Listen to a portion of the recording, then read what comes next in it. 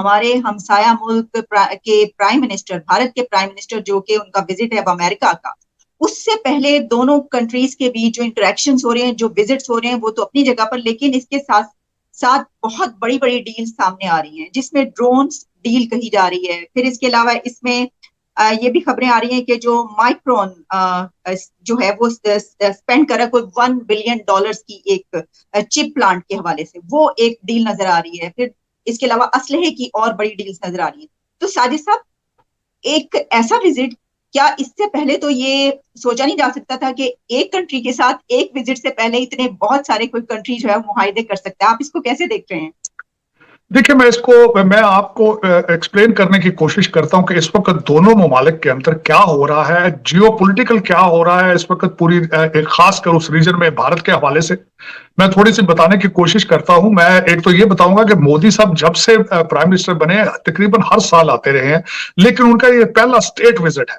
और उनके इस विजिट से पहले जो, जिस तरह आपने खुद फरमाया है, लॉयड ऑस्टिन गए हैं, जो हमारे डिफेंस सेक्रेटरी हैं, वो गए भारत के दौरे पे, जैक सॉलिवन वो गए। और इस वक्त सबसे बड़ी जो अट्रैक्शन है अमेरिका के लिए वो क्या है, इस रेसिप्रोकल बेसिस पे जो चीजें चल रही। अमेरिका की जरूरत इस वक्त सिर्फ अमेरिका की जरूरत ये है कि एक चाइना को उसको कन्फ्रंट करना, और दूसरा भारत को रशिया से दूर करना। ये दो ऑब्जेक्टिव है सारे इस वक्त जो अमेरिकन ऑब्जेक्टिव है। अब उसमें भारत के लिए उसमें क्या है? भारत के लिए उसमें यह है कि पहले सबसे ज्यादा असला जो है भारत रशिया से लेता है। अब वो क्वालिटी ऑफ रशियन जो आर्मामेंट्स है वो अमेरिकन टक्कर की नहीं है। उनका गेन उसमें ये है कि एक वो अमेरिकन असला इनसे खरीद लेंगे, और दूसरा उस असले के साथ यहां पे मैं बताना चाहूंगा कि इंटरनेशनल जब ये ट्रेड्स होते हैं आपस में, ये खासकर लार्जर स्केल पर, तो उसका कंडीशन ये होता है इंटरनेशनल कॉन्ट्रैक्ट्स में, when you buy some technology, उसका कुछ हिस्सा टेक्नोलॉजी का आपने उनको आगे देना होता है साथ उस प्रोडक्ट के, क्योंकि उस प्रोडक्ट की मेंटेनेंस होनी है उस प्रोडक्ट को वहां चलाने के लिए।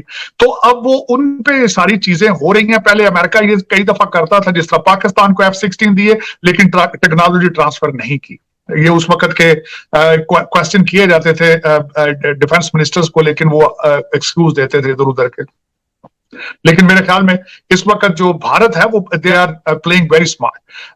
अब मैं जो तेजा जहाजों का आपको मैं ये बताना चाहूंगा कि तेजा जहाज तो उन्होंने बनाया, लेकिन और दूसरे उनके पास मिग तैयारे हैं पुराने रशियन मेड जो हैं।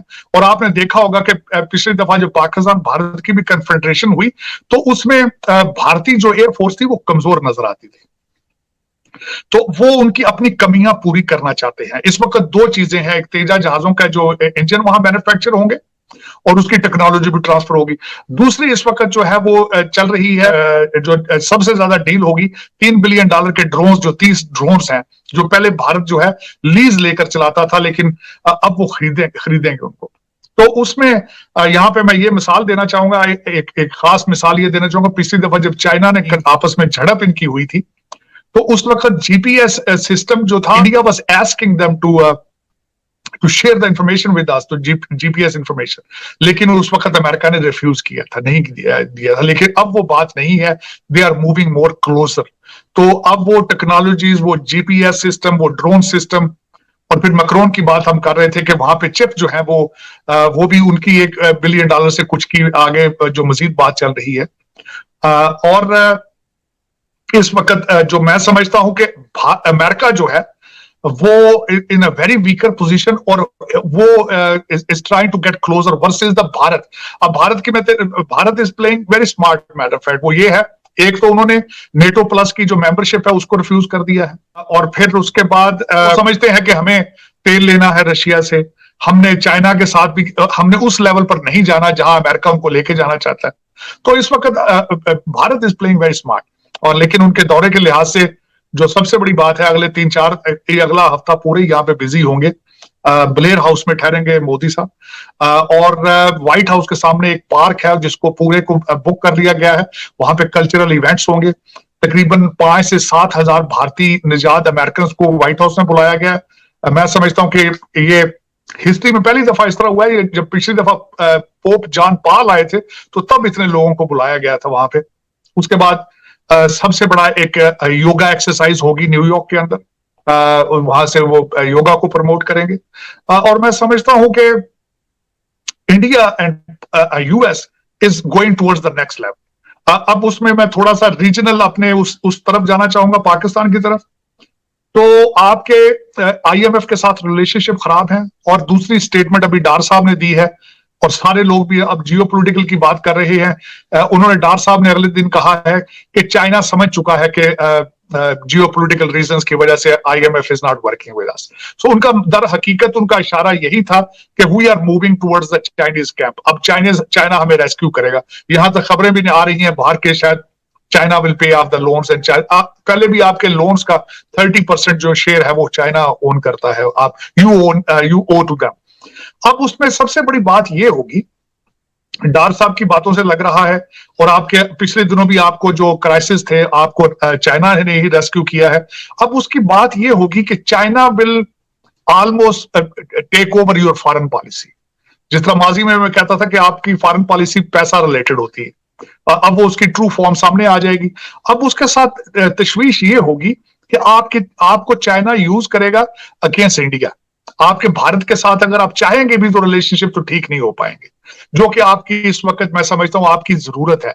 It is part of your national interest. आपको ट्रेड की बहुत सख्त जरूरत है उनके साथ। और दूसरा, अगर देखा जाए तो भारत अपना has risen as a regional super power, तो उसमें आपका China will use you, they will twist your arm, will come inside, Gwadar वाली साइड पे आएंगे, आपकी सी पैक बढ़ेगी, वो चीजें हो सकता है आपको फाइनेंशियल उसके असर तो होगा कुछ असर। इसलिए मैं कह रहा हूं क्योंकि ज्यादा पैसा तो करप्शन में लंदन और बाहर चला जाएगा जिस तरह माजी में होता रहा है, लेकिन कुछ आएगा, आप सर्वाइव करते रहेंगे, आप बैंकरप्ट नहीं होंगे। जिस तरह अगले दिन डार साहब ने एक दफा फिर फरमाया कि आईएमएफ चाहता है कि हम पहले डिफॉल्ट करें श्रीलंका की तरह और फिर हमारी हेल्प की जाए, हम वहां नहीं जाएंगे। तो दर हकीकत you are moving closer to the Chinese camp. और मेरे ख्याल में अगर आप केयरफुली उनके साथ काम करें, पाकिस्तान के नेशनल इंटरेस्ट को सामने रख के काम करें, तो may be can be good for your future. लेकिन अगर रूथलेस होके वही किकबैक्स लेने के चक्कर में और ऐसे ऐसे कॉन्ट्रैक्ट्स उनके साथ साइन करें, इंटरेस्ट रेट्स जो है वो इतने ज्यादा परसेंटेज पे साइन कर लें, सिर्फ ये देखा जाए कि हमें किकबैक्स लंदन और दुबई में कितनी जल्दी मिलती हैं, तो अल्टीमेटली वो किसी के साथ भी साइन करेंगे तो वो पाकिस्तान के खिलाफ होगा। लेकिन मैं समझता हूं कि this is going on currently. लेकिन उसमें मैं दूसरी एक बात और यहाँ पे ये जरूर बताना चाहूंगा कि इस वक्त जो यूक्रेन के अंदर जो कुछ भी हो रहा है उसमें से रशिया, चाइना और America they are learning the new what is going on with the drone technology. और अगली वॉर जो ताइवान में होगी उसको किस तरह लड़ा जाएगा, they are testing all these three super powers, they are testing. और अब जो नई चीजें खासकर इंडियन ओशन में और पैसिफिक ओशन में आ रही है, अनमैन्ड बोट्स जो आ रही हैं। अगले दिन उन्होंने अनमैन्ड बोट्स जो है वो समुद्र में चल रही है। ड्रोन्स भी खासकर 3-4 किस्म के ड्रोन्स हैं जिसपे इंडियन ओशन को, भारत जो है इंडियन ओशन पे नजर रखना चाहता है। लेकिन मैं यहाँ पे बॉटम लाइन में जो कंक्लूड करूंगा, जब भी मैं टेक्नोलॉजी और इन जंगों के बारे में सोचता हूं, तो अमेरिका जिस तरीके से अपना असला फेंक कर $85 बिलियन का अफगानिस्तान से भागा है वो मुझे अभी तक भूलता नहीं है। तो उसमें मैं यही समझता हूं कि जंगें असलों से नहीं लड़ी जाती, जंगें विल के साथ लड़ी जाती हैं। ये 2 जंगों का मैं रेफरेंस यहाँ पे देना चाहूंगा कि टर्की ने ड्रोन दिए थे अजरबैजान को और उन्होंने डिफीट किया वहां पे, और इस वक्त ईरान उनका एक शायद उनका अपना एक कामाकाजी टाइप उनका ड्रोन है जो कि वेरी डिसाइसिव रोल प्ले कर रहा है, जो वो रशिया को दे रहे हैं और Russia is using against Ukraine.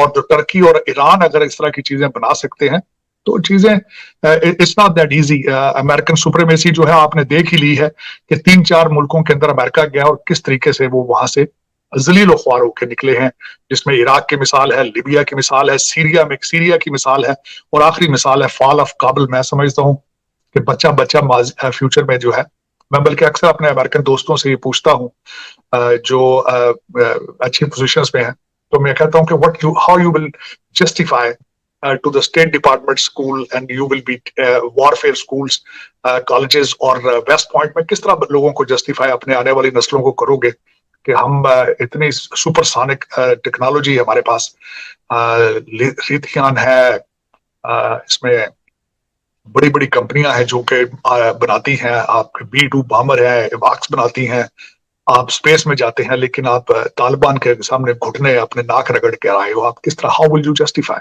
तो मैं समझता हूं कि अगर देखा जाए तो इस वक्त भारत जो है, अच्छा दूसरा उसमें मैंने एक बात जो मैं बिल्कुल भूल गया हूं बताना, मैं करना छोड़ गया हूं कि India is taking everything to the next level, और उसमें एक सबसे बड़ा फायदा जो मेरी नजर में है वो ये होगा कि यहाँ पे इन्फ्लुएंस उनका मजीद बढ़ेगा, और जो अपना ये घेरा अमेरिकन तंग करेंगे चाइना के खिलाफ, तो वो जो चाइना में सारा पहले बिजनेस है सारा वो वहां से निकल के भारत जाएगा, और फाइनेंशियली भारत उससे मजीद स्ट्रांग हो जाएगा। जिस तरह हम मैक्रोन की बात कर रहे थे, वो एक मिसाल है। उसके बाद इलान मस्क की मिसाल है, और दूसरी मिसाल आपकी है कि एप्पल वहां जा रहा है। अब मैं तीसरी बात चाइना की बताना चाहूंगा। पिछले हफ्ते एक बड़ी एक और बात भी हुई है। सबसे पहले इलान मस्क गए हैं वहां पे चाइना के दौरे पे, उसके बाद टिम कुक के हैं, उसके बाद एप्पल वाले, और तीसरा जो दौरा है अभी बिल गेट्स का, he met the Chinese premier yesterday. उसकी वजह यह है कि इस वक्त China's economy is down, at the same time उनकी रियल एस्टेट मार्केट क्रैश कर रही है, उनका सप्लाई चेन जो है वो रिस्टोर ही पूरे तरीके से नहीं हुआ कोविड के बाद, और उस स्लगिश इकोनॉमी की वजह से Chinese they are inviting billionaires from all over the world and asking them what should be done। और उस पे वो इन तीनों ने जो मिलके, मैं जो मेरी इंफॉर्मेशन है, इन्होंने यही कहा था कि अपने रूल्स रेगुलेशंस को ईज अप किया जाए, जैसे जीरो टू कोविड पॉलिसी को आप रिवर्स करें, और उसके बाद ये कि और इस तरह की चीजें इन्होंने सब तीनों बिलियनर्स ने दी हैं। लेकिन Chinese economy is not strong at the same, it's sluggish, it is not the way it was। और साहिर साहब, आपने एक सवाल के जवाब में बहुत ही जबरदस्त तरीके से इन डेप्थ एनालिसिस हमारे सामने पेश कर दिया इस वक्त, ये जो कुछ उस विजिट से पहले जितनी भी डील्स हुई हैं। अच्छा, इसमें दो सवाल हैं अभी मेरे पास। एक सवाल तो ये है कि एक और भी डेवलपमेंट, जैसे आपने योगा की बात की, तो जो कल्चर है वो भी एक ऐसा इतना रिच कल्चर होना चाहिए कि दूसरे कंट्रीज उसको फिर उससे भी आपकी तरफ खींचे चले आए। तो उसमें मैं एक ये भी देख रही थी कि पहली मर्तबा कैपिटल हिल में हिंदू समिट करवाई जा रही है, और उसमें बड़े वहां कहा जा रहा है कि कांग्रेसमैन भी हिस्सा लेंगे और होंगे। तो आपके पास भी ये वाली खबर होगी कि एक ऐसी समिट भी पहली मर्तबा वहां पे होने जा रही है, ऐसे ही है सर? बिल्कुल ऐसे ही हो रही है। देखिए, मैं इस वक्त मैं एक और बात कोट करना चाहूंगा। एक मैं इवेंट में था जहां पे भारतीय एम्बेसडर आए थे, तरनजीत संधू साहब, और उन्होंने एक रिमार्केबल बात की थी, मैं और आई एग्री विद देम। उन्होंने कहा था अब ये this is a trend in America, अगर किसी भी कंपनी के बोर्ड के ऊपर भारतीय नजाद एक बंदा उनके बोर्ड में नहीं है तो उनके स्टॉक ऊपर नहीं जाते। This is true. मैं अक्सर ये पूछता, बल्कि मैं बात करता हूं कई दफा यहाँ अपने डायलॉग इनके साथ, कि you have outsource your intellect. जो कि पहले यहाँ पे जो अमेरिकन होते थे सीईओ अपनी कंपनियों के, इस वक्त ट्रेंड है कि सारे इंडियंस आते हैं वहां से। अब इनके जेहन में ये डाल दिया गया कि इंडियन इंस्टीट्यूट ऑफ टेक्नोलॉजी से जो लोग पढ़ के आते हैं, they are superior minded than you are. आज से कुछ अर्सा पहले मैं समझता था MIT यहाँ पे, मैसेच्यूसेट्स इंस्टीट्यूट ऑफ टेक्नोलॉजी के बहुत एक प्रेस्टिजियस स्कूल है। यहाँ पे हमें हम ना बताया नहीं जाता, बल्कि इस फैक्ट कि MIT में एडमिशन मिल जाता है, इंडियन इंस्टीट्यूट ऑफ टेक्नोलॉजी में एडमिशन नहीं मिलता। उनका क्राइटेरिया इतना स्ट्रॉन्ग है। तो देखें, institutions make the leaders, institutions produce the leaders. उनकी टक्कर का इंडियन इंस्टीट्यूट ऑफ टेक्नोलॉजी का की टक्कर का एक भी इंस्टीट्यूट इस वक्त पाकिस्तान या उस रीजन के अंदर मौजूद नहीं है, जो कि अफसोस के साथ मैं कहूंगा। और दूसरा माइंडसेट जो है, मैं अक्सर अपना गिला शिकवा जो करता रहा हूं कि इंडियन इंस्टीट्यूट ऑफ टेक्नोलॉजी से लोग पढ़ के आके पूरी दुनिया पे जो है वो तरक्की कर रहे हैं, वर्सेस हमारे लोग जो हैं 400-500 500 साल पुराने स्कूलों से पढ़ के, हार्वर्ड, कैम्ब्रिज, ऑक्सफोर्ड से मनी लॉन्ड्रिंग सीख कर जाते हैं पाकिस्तान, और मनी लॉन्ड्रिंग में बिजी हो जाते हैं। मैं दुख के साथ कहूंगा, मैं आज से हफ्ता पहले कनाडा गया था, और मेरे ख्याल में इस वक्त कनाडा आपके करप्ट पाकिस्तानी लोगों के लिए इस वक्त that's a heaven, is a Mecca for them. मैंने इतने करप्ट आपके वहां पे सर्विंग ऑफिसर देखे, मुझे पता चला था कि वो टोरंटो में, कि आप सोच नहीं सकते सर्विंग, और उनकी फैमिलीज तो परमानेंट वहां रहती हैं, और महल नुमा बंगले हैं उनके, जो ब्यूरोक्रेट्स हैं। मैं ये आप अक्सर कहता हूं, देखें पाकिस्तान की ट्रेजेडी है कि जब 18वें 19वीं ग्रेड पे CSS ऑफिसर जाता है, ICS ऑफिसर जो CSS, उसको गवर्नमेंट भेजती है बाहर मास्टर्स करने के लिए। वो यहां से जाता है बॉडी लेकर, दिल और दिमाग यही छोड़ जाता है, और निशानियां लगा जाता है कि यहाँ अपना महल बनाऊंगा, ये करूंगा, वो करूंगा। होते वो लोअर मिडिल क्लास से, फिर वो महल बनाते हैं, उन्होंने बना लिए हैं वहां पे। आप टोरंटो जाएं, आप, मैं आपको नाम नहीं लेना चाहता, आपके इतने हाई प्रोफाइल लोग मैंने इस पिछले वीकेंड पे मैंने टोरंटो में देखे हैं, मेरा दिल खून के आंसू रोता था। उसकी वजह यह है कि मुझे उन दीवारों में से पाकिस्तानियों के खून की स्मेल आती थी कि ये मेरी कौम का खून चूस के लाए गरीबों का, और ये यहाँ पे ऐसा ऐसा महल बना के बैठे हैं। और फिर कहते हैं जी, फिर कहेंगे पाकिस्तान तरक्की क्यों नहीं कर रहा है। 76 साल से तुम उसके कपड़े फाड़ रहे हो, तरक्की क्या करेगा वो? आप ये सोचो ना, टोरंटो में अगर महल बनाना है किसी 19वें ग्रेड के अफसर ने, 20वें ग्रेड के अफसर का महल आपने देखें, आपके पांव के नीचे जमीन गुजर रहे, आप परेशान होते हैं। अब मैं स्टेटमेंट दूसरी कहना चाहूंगा आपसे, कराची का इलेक्शन देखें आप, मेरा दिल खून के आंसू रोया कराची के इलेक्शन का रिजल्ट देख के। उसके बाद आपका इलेक्शन हुआ है नून लीग के अंदर, शहबाज शरीफ साहब के मुकाबले पे किसी ने एप्लीकेशन ही नहीं दी। दूसरी स्ट्रॉन्गेस्ट पोजीशन जो मरियम नवाज को दी, उनके मुकाबले पे किसी ने एप्लीकेशन ही नहीं दी। ये इंट्रा पार्टी इलेक्शन, तो ये जमहूरियत है, ये मुल्क है ये। और पता है आपको, मैं उसकी मिसाल देना चाहता हूं, आपको सबको पता है, हर पाकिस्तानी को पता है। अगले दिन ख्वाजा साहब ने असेंबली के अंदर तकरीर की है, उन्होंने गिन के बताया जो लोग टैक्स नहीं देते। भाई यार, आप हुकूमत में हो तो जाके पॉलिसी बनाओ ना यार, उनको घेरा दो, वरना रिजाइन करो, वरना रिजाइन करो। कर सकती है इस बारे में वो तो आप पकड़े जिनका काम है। अच्छा साजिद साहब, एक आखिरी सवाल आपसे। सर सवाल ये है, कुछ बयान किया है, इसका जो क्रक्स है, यानी जब हमने बात की इंडिया, पाकिस्तान, अमेरिका और चाइना की, तो अब उससे ऐसा नजर आ रहा है, क्या आप ये कह रहे हैं कि अब चाइना ही डील करेगा पाकिस्तान की जगह? अब अमेरिका, इंडिया और चाइना है, हम दरमियान से निकल गए हैं, हमारी जगह अब चाइना आ गया और वो डील करेगा, ऐसा है? डेफिनेटली। उसकी वजह यह है कि आपके एक तो फाइनेंशियल हालात ठीक नहीं है, बिल्कुल ही हालात खराब है आपके, और दूसरा पॉलिटिकल स्टेबिलिटी नहीं है, आपको पता ही नहीं है पॉलिटिक्स क्या चीज है, जमहूरियत क्या चीज है, ये सर्कमस्टांसेस। और दूसरा, बाकी मैं तो शुरू से कह रहा हूं जियो पॉलिटिक्स चल रही है उस रीजन के अंदर, शुरू से मैं कहता हूं। और तीसरी बात यह है कि भारतीय डायस्पोरा को you can not confront in this country. भारतीय लॉबी को आप, you don't exist in Washington DC.